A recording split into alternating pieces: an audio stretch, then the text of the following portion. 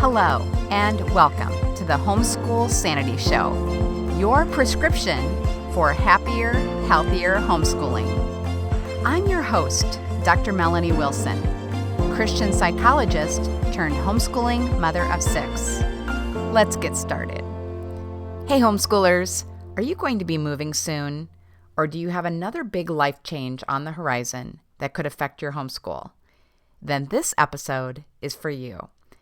Before I introduce my guest, I have to say how often I've heard from families using Grammar Galaxy that it's an easy curriculum to grab and go, and easy to use during and after a move. If your student can read the stories written at a strong 3rd grade level independently, grab the text. If not, play the audiobook version of the story in the car. Audio is currently available for volumes 1 through 3. Then just make sure you have a highlighter and a pencil for your guardian to complete the steps in the mission manual. To try Grammar Galaxy for free, go to funtolearnbooks.com/samples. Now for my interview with Katie Trent. Katie is the author of Dishing Up Devotions, 36 Faith-Building Activities for Homeschooling Families. Katie is a leader in the Christian homeschool community outside Phoenix, Arizona. She draws on a wealth of knowledge and experience from over a decade of counseling as an LCSW, ministry, and church planting. She equips women to grow their faith, strengthen their family, and simplify their homeschool.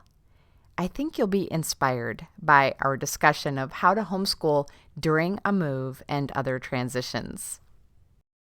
Katie, thank you so much for joining me on the Homeschool Sanity Show. I am excited to talk about our topic today. I know some homeschoolers personally who are waiting for your help with this issue of moving while homeschooling. But before we jump in, I would love to have you tell us more about you and your family.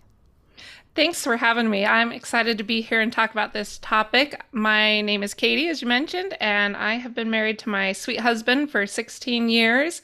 We have 2 kiddos that we homeschool, and we have moved a lot. So my daughter, she is not quite 9, and she's lived in 9 different homes in about as many cities and a couple of states. And so we get the whole transition, and we've learned a thing or two along the way.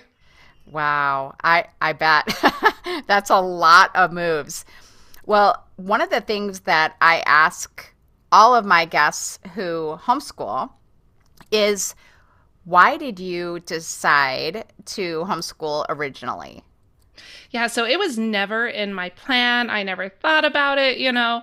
I was actually an elementary school counselor at a public elementary school, and it was during that year that I really felt like God impressed on me the importance of homeschooling. And I saw just kind of a heart for what I wanted for my kids. I realized that I wanted to be able to very uniquely and intentionally raise my kids so that they could thrive as who they were created to be with their own skills and gifts and talents. And so that was really what started our journey. My husband and I had a lot of conversations, and we had to flip our whole life around to do it.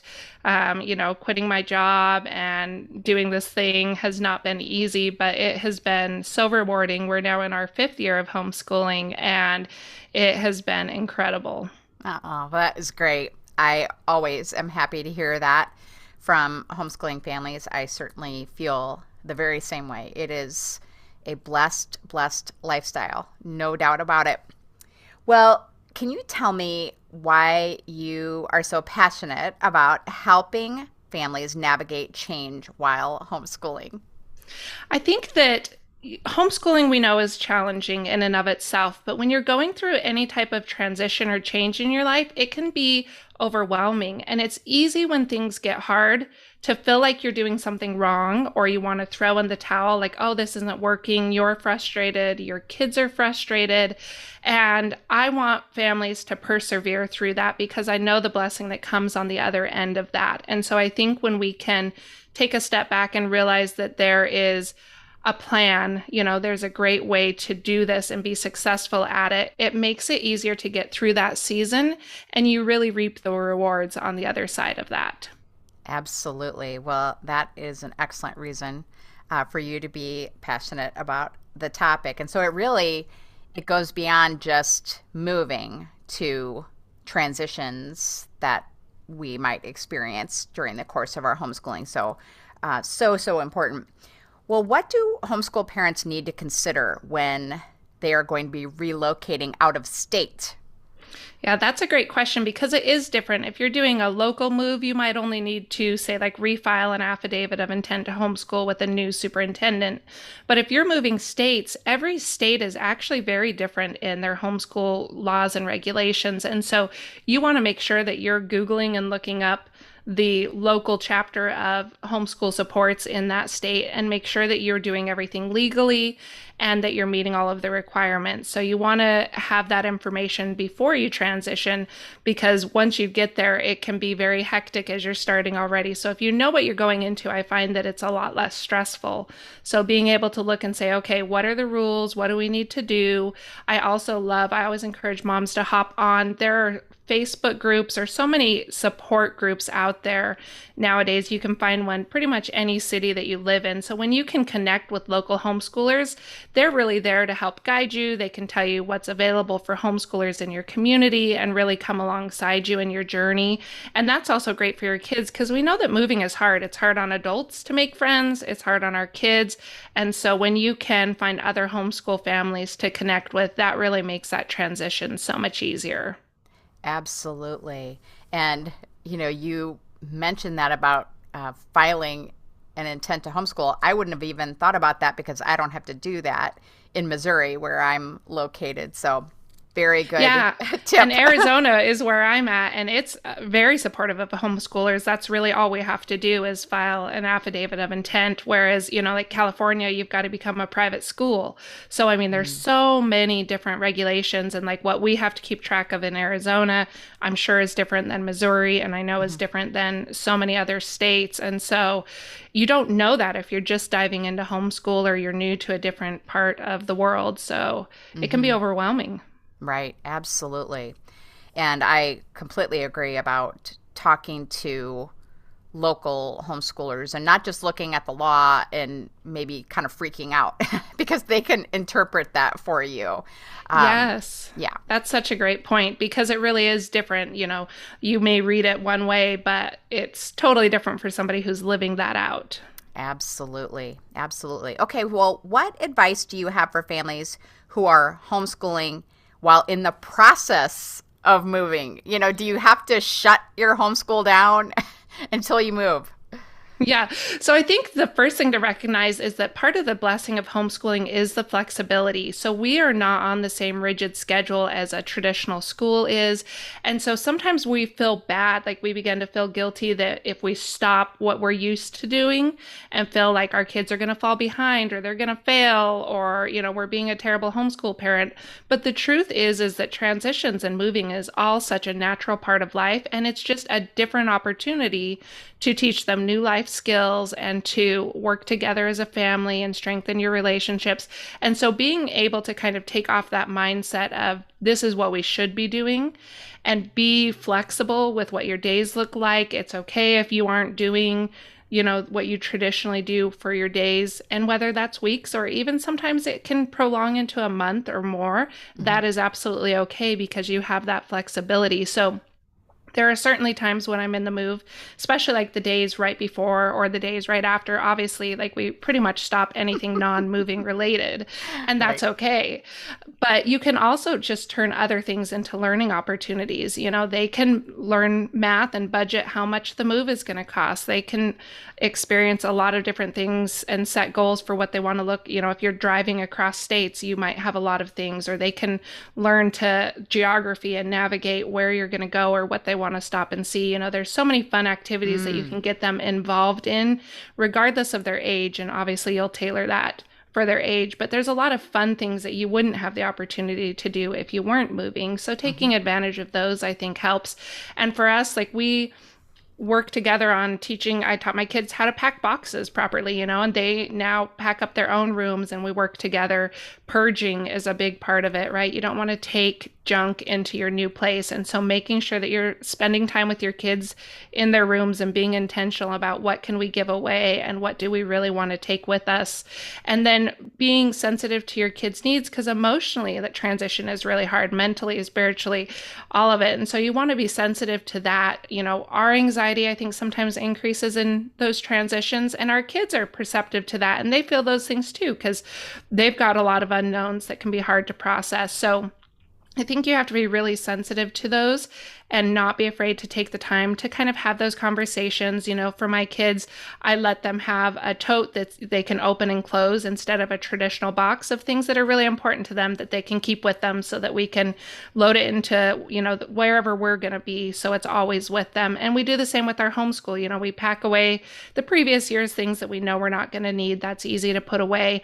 But then we work toward those things that we're still using. And I always get like a really good Rubbermaid, tote that has a good solid lid that you can open and close with handles.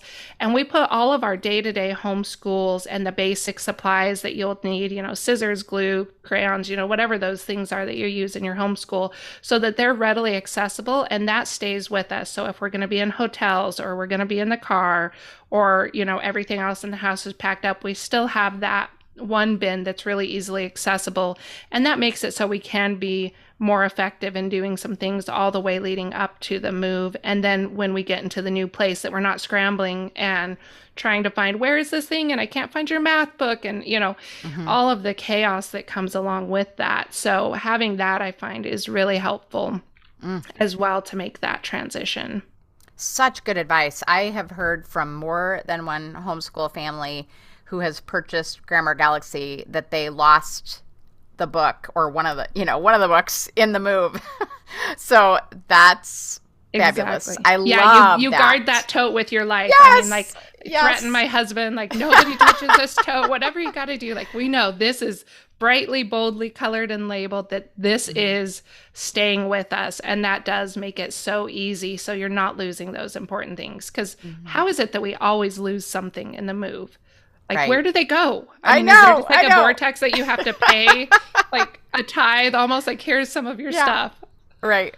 Too funny. And I think it's so sensitive to your child's needs to, have a, I can't remember what you called it, a tote or something where you're putting really treasured personal belongings, because it would be so easy for some of those items to get misplaced in the busyness of the move, and people are helping you and they don't know where things go. And that is just wonderful advice. And I think we could use that advice for traveling too, so that we're not misplacing those types of things. So I love it. And our kids really need that, even to just say, it's okay to take a pause and we're going to go to the park one day and get out of the house and do some fun things, because it's stressful. And if we're feeling overwhelmed, our kids are likely feeling overwhelmed. So never feel bad about investing in that emotional and mental and relational aspect of homeschooling with your kids, because it is so much more important than whether you got those math worksheets done. Absolutely. I could not agree more. Your kids are never going to say, remember that day that we didn't finish the math page? Exactly. But when you held them and cried with them because they were losing their best friend and they were making this big scary move, and you just sit with them in that, Even my daughter, she's got some friends right now that are moving to another state, and we have just moved. And so we're going through that all over again, even though she's now not the one moving, because it's hard, and it's hard for all of us, no matter our age. Right. Absolutely. Well, I thought that your tip about keeping the homeschooling materials front and center was just brilliant. And so I'm wondering if you have any other moving tips for us. I label every box. I for a long time we would always just go places, because people will give you free boxes, different box stores and things are happy to give you their boxes.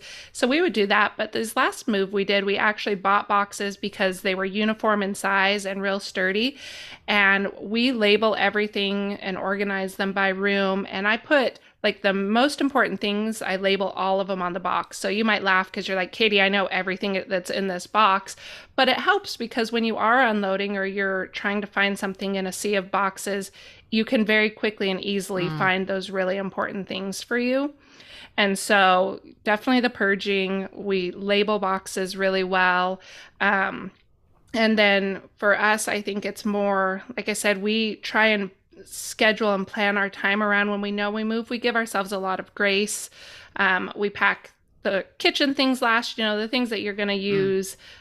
We convert to, paper and plastic a bit that last week so that we can pack things. But I think when I got my kids involved and they really got to be part of the decisions of what stayed and what went and helping pack.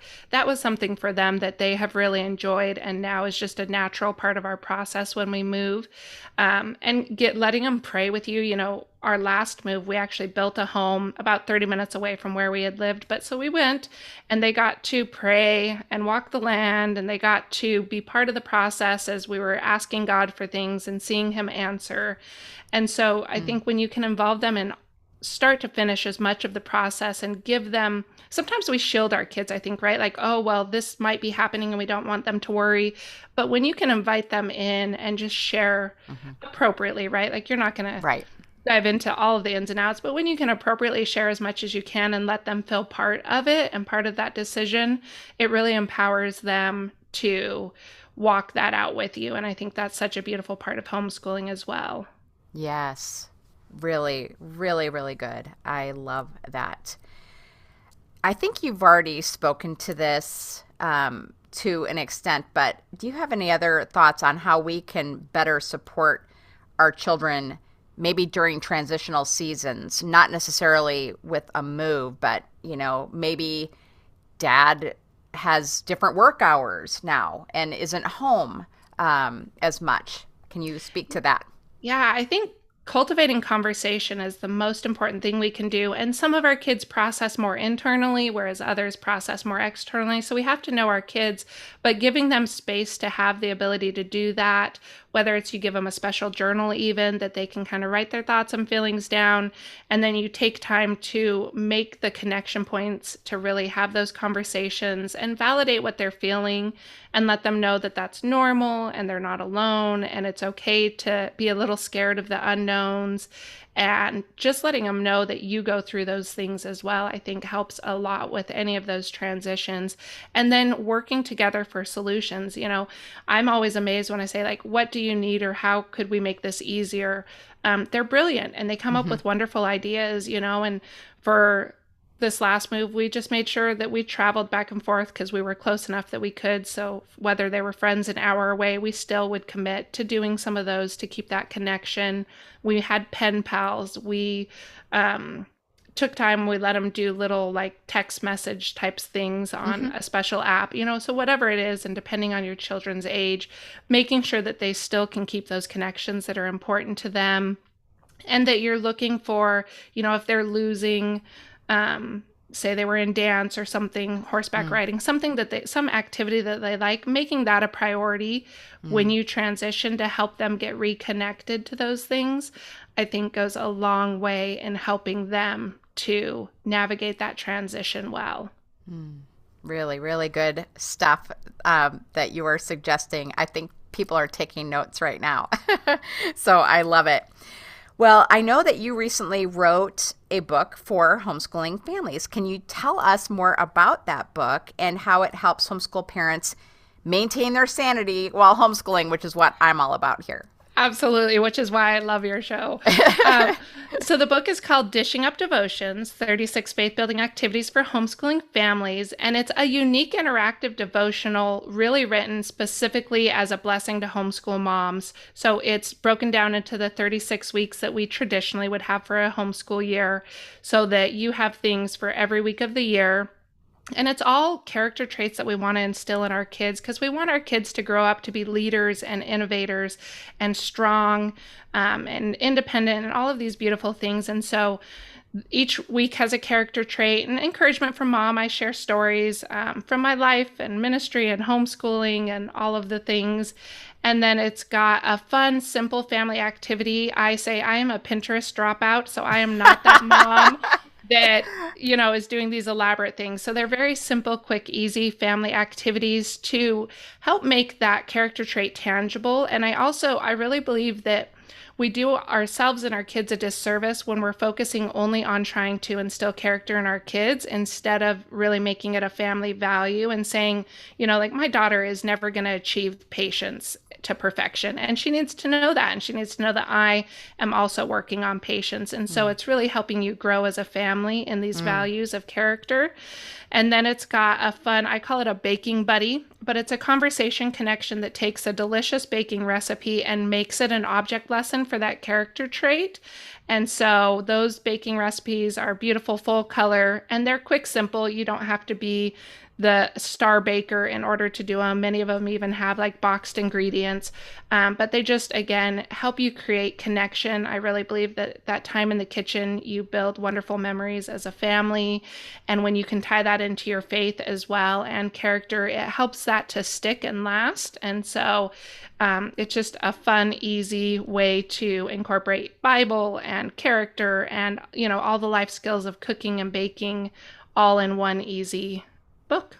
It sounds incredible. I love what you have done with that book, and I know that my listeners are going to want to get their hands on it. Where's the best place for them to get it? Yeah, so they can actually go to dishingupdevotions.com, and on there it tells more about the book, and you can see some examples within it, and you can order it from your favorite retailer because it's available everywhere online. And I've also got a fun family faith building bundle that I created digitally that they can get for free when they go there. So it's got 140 pages of things that go along, like a Grow Your Faith bingo and other different games and activities, resources to help you plan out your homeschool year, just all sorts of goodies that go along with the book as well. So they can get all that there. Wonderful. Well, I'm going to put that link in the show notes. So if you're listening when you're on the go, don't worry about trying to write that down. You can find it in the show notes that I will give you in just a minute. Well, Katie, this has been really, really wonderful. Thank you so much for taking time away from your family and your busy schedule to share with us today. Thank you so much for having me. It's been my pleasure. You can purchase a copy of Katie's book at dishingupdevotions.com and find more resources for your homeschool life at katiejtrent.com. You can find other resources Katie recommends in the show notes at homeschoolsanity.com/move. Join me next time as we talk about how to redeem your time and make the most of every moment as a homeschool mom. Have a happy homeschool week. Thank you for joining me. Happy, healthy homeschooling can be yours. It begins with one small step. Let's continue the conversation on social media. I'm at Psycho with Six. This has been a production of the Ultimate Homeschool Radio Network.